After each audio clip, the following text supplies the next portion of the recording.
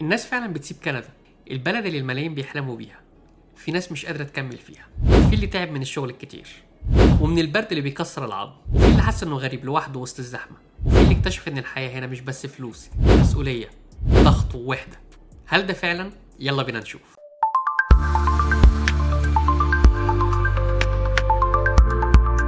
البلد اللي الملايين بيحلموا بيها، في ناس خلاص مش قادرة تكمل فيها. طيب ازاي؟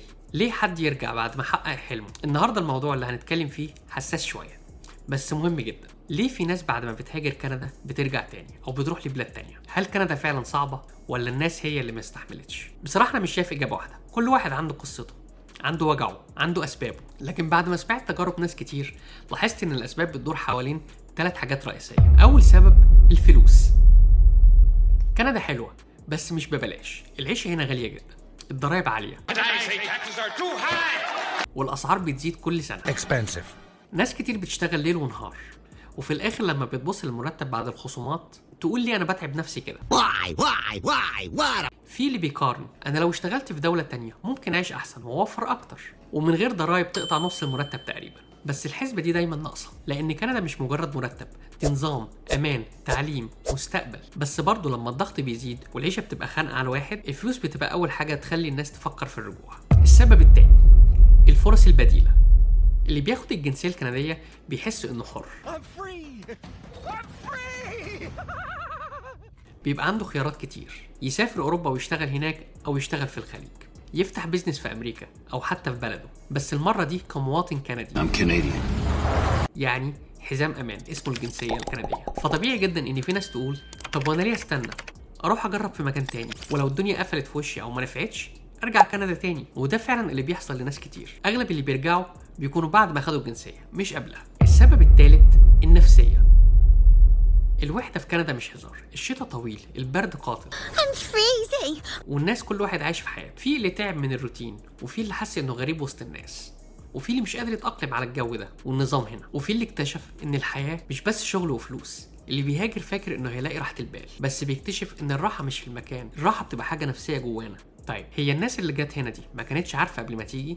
اكيد كانوا عارفين ان الضرايب عالية او ان الجو صعب في الشتاء، بس الفرق انهم ما كانوش متخيلين الاحساس. مفيش فيديو او كلام ممكن يخليك تحس بالوحده او التعب النفسي اللي ممكن تعيشه هنا. اللي بيعيشها هو اللي بس بيعرف المعنى الحقيقي للموضوع ده.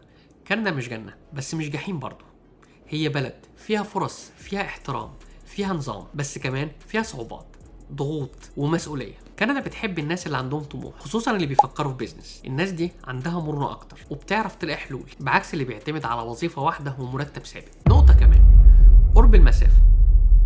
اللي بيعيش في الخليج مثلا عارف يعني ايه تبقى قريب من اهلك، لكن لو انت موجود في كندا عشان تقدر تنزل لاهلك بتاخد في حدود 12 ساعه او اكتر.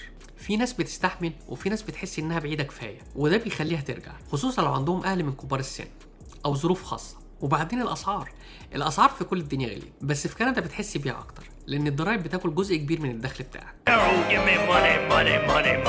واللي كان جاي عاوز يشتري بيت بيتصدم من الاسعار الفلكيه اللي وصلت ليها البيوت في كندا هنا دلوقتي، فبيبدا يسال نفسه طيب انا جيت هنا ليه؟ عشان اتعب اكتر؟ وفي الاخر الموضوع بسيط ومعقد في نفس الوقت.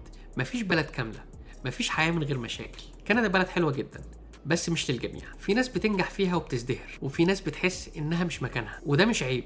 كل واحد ليه طريقه وربنا كاتب له رزق في مكان تاني معين. بس لازم نفهم حاجه مهمه جدا، ان الجنسيه الكنديه مش ورقه، دي بتديك قوه انك تختار، انك ما تبقاش خايف، انك لو في يوم الدنيا قفلت في وشك تعرف ان عندك بلد تستقبلك. وده في حد ذاته مكسب كبير جدا. وفي النهايه يا جماعه، سواء قررت تكمل في كندا او ترجع بلدك او تروح مكان تاني، المهم انك تبقى عارف انت بتعمل كده ليه. مش بس هروب من تعب مؤقت، لكن خطوه محسوبه لمستقبلك. ولو وصلتوا لحد هنا اكتبوا لي في التعليقات تحت، لو الفرصه دي جت قدامكم هتهاجروا كندا ولا هتفكروا مرتين ومش هتهاجروا في الاخر؟ واشوفكم الفيديو الجاي في كندا بعيد الواقعية.